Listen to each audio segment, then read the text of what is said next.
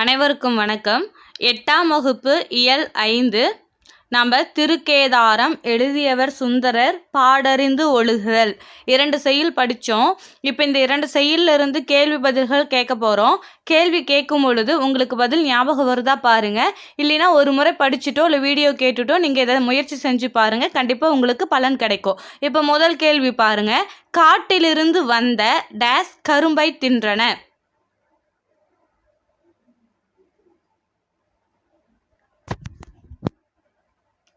இதுக்கு பதில் option C வேலங்கள். வேலங்கள் அப்படின்னா யானைகள். சரிங்களா? காட்டிலிருந்து வந்த யானைகள் கரும்பை தின்றன. 2வது கேள்வி பாருங்க. கனகச்சுனை பிரித்தெழுதுக.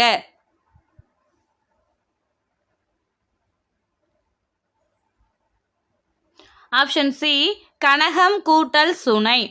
3வது கேள்வி முழவு கூட்டல் அதிர சேர்த்தெழுதுக.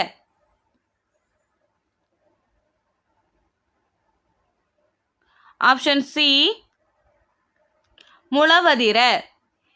4வது கேள்வி இறைவனுக்கு சூட்டப்படும் மாலை எது?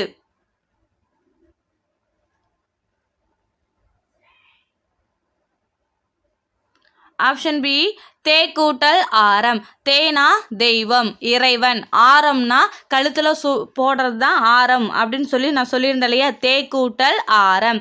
இதுவே தே கூட்டல் வாரம் அப்படின்னு என்ன சொல்லியிருந்தோம்? இனிய இசை பாடல்கள். சரியா? வாரம் அப்படின்னா வாரம் ஒருக்காதான் ஒளியும் ஒளியும் இசை போடுவாங்க அப்படி ஞாபகம் வச்சுக்கோங்க. நான் அப்படி சொல்லியிருந்தேன். சரிங்களா? தே கூட்டல் ஆரம்னா இறைவனுக்கு சூட்டப்படும் மாலை. தே கூட்டல் வாரம்னா இனிய இசை பாடல்கள். 5வது கேள்வி பாருங்க. பண் பொருள் தருக.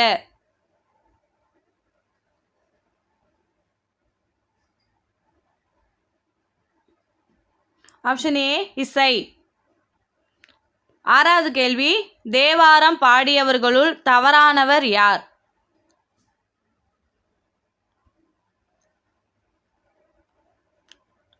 மூன்று பேர் சேர்ந்து தேவாரம் பாடியிருப்பாங்கன்னு சொன்னோம்.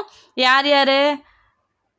சுந்தரர், சம்பந்தர், திருநாவுக்கரசர். திருஞான சம்பந்தர், சுந்தரர், திருநாவுக்கரசர் 3 பேர் சேர்ந்து தேவாரம் பாடியிருக்காங்க. இதில் தவறானவர் யாருன்னா குமரகுருபரர் தான் தவறானவர்.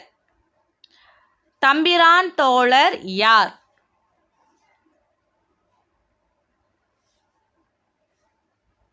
ஆப்ஷன் பி சுந்தரர் தான் தம்பிரான் தோழர். இன்னொரு பேர் நம்பியாரூரர். 8வது கேள்வி பாருங்க. நம்மை டேஸ் பொறுத்து கொள்ள வேண்டும். ஆப்ஷன் ஏ இகழ்வாரை. நம்மை இகழ்ந்து பேசுபவரை பொறுத்து கொள்ள வேண்டும், அதுதான் பொறுமை. 9வது கேள்வி பாருங்க. மறைப்பொருளை காத்தல் டேஸ் எனப்படும்.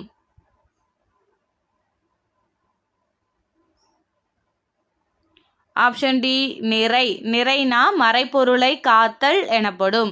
10வது கேள்வி பாருங்க. பாடறிந்து பிரித்தெழுதுக.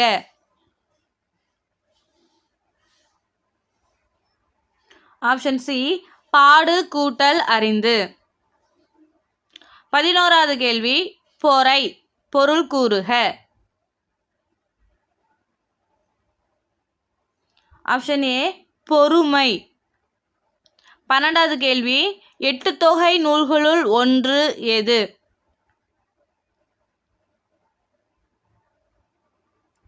Option C Kalithogai.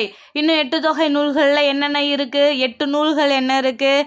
நற்றிணை, குறுந்தொகை, ஐங்குறுநூறு, பதிற்று 10, பரிபாடல், அகநானூறு, புறநானூறு, கலித்தொகை. சரிங்களா? நான் வரிசையாக சொல்லலை, ஆனால் 8 நூல்கள் சொல்லியிருக்கேன்.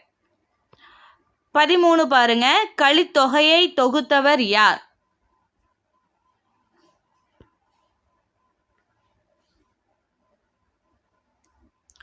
நல்லந்துவனார். இவர்தான் கலித்தொகையை தொகுத்தவர். சரியா?